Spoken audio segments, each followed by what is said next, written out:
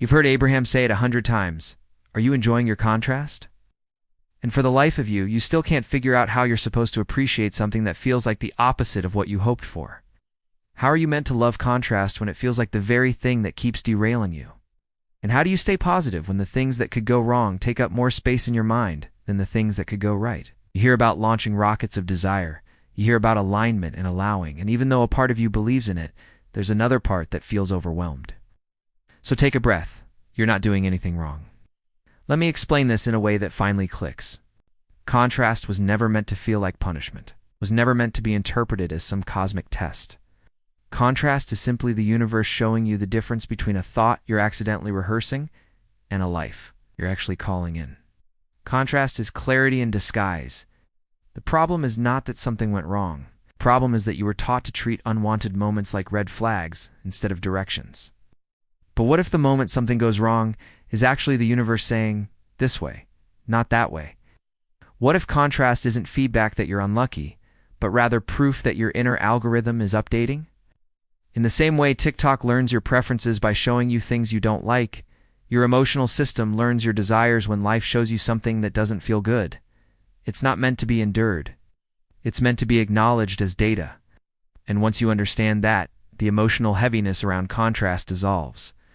The reason contrast feels so harsh is because you've been conditioned to expect struggle before success. You've been trained to assume that discomfort equals danger. And most importantly, you've rehearsed the habit of focusing on the downside. You're not negative, you're patterned. Patterns can be rewritten. Your mind is an algorithm, not a judge. It adjusts itself based on whatever you keep feeding it. So when you habitually worry about what could fall apart, your inner feed becomes filled with those possibilities. Not because the universe wants to scare you, but because your focus is teaching the algorithm what to highlight. It mirrors your attention. That's all. But the moment you shift the lens from what if this breaks to what if this is leading me somewhere better, your algorithm shifts with you. Suddenly you're tuning to a different emotional frequency. Suddenly you start feeling lucky again. Suddenly you notice little things working out for you that you would have missed before. Let's bring this into real human life, not spiritual theory. Think of every good thing in your life right now. Every move that paid off. Every relationship that felt like a blessing. Every idea that unfolded beautifully. Almost all of them were born because of something that contrasted it. If someone treated you poorly, you learned how you want to feel in your next connection. If a job drained you, you learned the kind of work that energizes you. If you've ever walked away from something and felt immediate relief, that relief came from clarity that contrast sharpened. You don't get clarity from perfection. You get clarity from friction. The goal is not to enjoy the discomfort. The goal is to understand that the discomfort is not the point. The clarity it produces is. So when Abraham says appreciate contrast, they're not saying be grateful for pain. They're saying recognize that contrast is information, not identity. It's guidance, not a life sentence. You're not meant to sit inside contrast longer than a moment. You're meant to say, oh, okay, that's not it. So it must be pointing me toward. What is it? And then gently reach for thoughts that feel better. This is how you shift into the mindset of someone who feels lucky. This is how you feel chosen by your own path instead of punished by it. You become the person who assumes things work out because you understand that even the detours are coded with purpose. The reason this matters so deeply is because your emotional state is your magnet. When you feel unlucky, you filter life through threat mode. When you feel lucky, you filter life through possibility. The universe responds to both without judgment. Not because it rewards one and punishes the other, but because your emotional signal determines which version of your life is highlighted next. This is why some people say everything they touch works out, and others say nothing ever goes their way. The difference isn't worthiness. The difference is expectation. Expectation is emotional momentum. And emotional momentum is everything. Here is the part most people miss. Feeling lucky isn't about having perfect circumstances. It's about choosing the lens deliberately instead of unconsciously. It's about deciding this inconvenience must be leading me somewhere better. This delay must be perfectly timed. This contrast must be showing me what matters. I'm not being blocked. I'm being redirected. That simple reframing changes your energetic broadcast entirely. It softens resistance. It allows well-being to flow again. It puts you back in the position of noticing synchronicities, nudges, ideas, opportunities, and support that were always there but filtered out when you were stressed. And this is where the emotional algorithm metaphor becomes powerful. Imagine your life as a feed that updates itself based on your emotional engagement. When you linger on a thought that feels heavy, your emotional algorithm pushes similar thoughts higher up. When you linger on a thought that feels relieving or hopeful, it pushes more of that to the top instead. This is why Abraham always says that just a few good-feeling thoughts, practiced consistently, can change everything.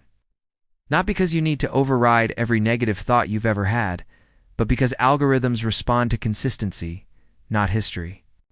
Contrast only becomes the enemy when you forget that you are the one training your emotional feed, and you can shift it gently, without force, without pressure, without pretending you're ecstatic when you're actually overwhelmed. All you need is one thought that feels even a little easier. One moment of maybe this is working out for me. One breath of maybe there's nothing going wrong. 1 second of I don't need to figure everything out right now. That's enough to shift the trajectory. It's enough to soften resistance. Small emotional shifts create massive energetic recalibrations. So when things go wrong, you're not failing. You're not falling behind. You're not losing alignment. You're simply being shown what isn't matching your new level of desire. You're being guided into the next version of your life. And the fastest way to move through contrast is not by fighting it, but by treating it as a sign that something better is unfolding. That is the mindset of someone who feels lucky. Lucky people aren't lucky because they avoid contrast. They're lucky because they interpret contrast differently. They assume better outcomes. They trust their timing. They don't decide their whole life based on one-off moment. They believe the universe rearranges things in their favor, even when it looks messy. And because they believe that, they experience it. This is the secret Abraham keeps pointing to. Well-being is dominant. It outweighs everything else. It is the default setting. Contrast only feels big when you forget that well-being is bigger. You've launched rockets of desire your entire life. You don't need to relaunch them. You don't need to push harder. You don't need to prove yourself worthy. You just need to soften the grip on the struggle. You need to stop assuming the worst. You need to let yourself feel lucky again. Lucky is not arrogance. Lucky is alignment. Lucky is the emotional recognition that your path always unfolds for your benefit, even when the first few steps feel awkward. Lucky is when you let yourself believe that the universe knows the fastest, kindest, most meaningful route to what you want, and you stop arguing with the route. You don't need to enjoy the contrast itself. You only need to acknowledge that it is not random, it is not punishment, and it always contains direction. Your only real job is to feel as good as you can, as often as you can, from where you are.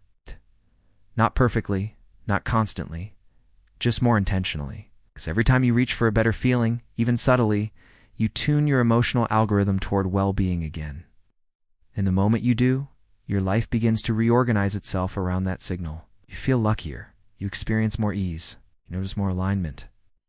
You start receiving the ideas, people, timing, and opportunities that match the inner shift you just made.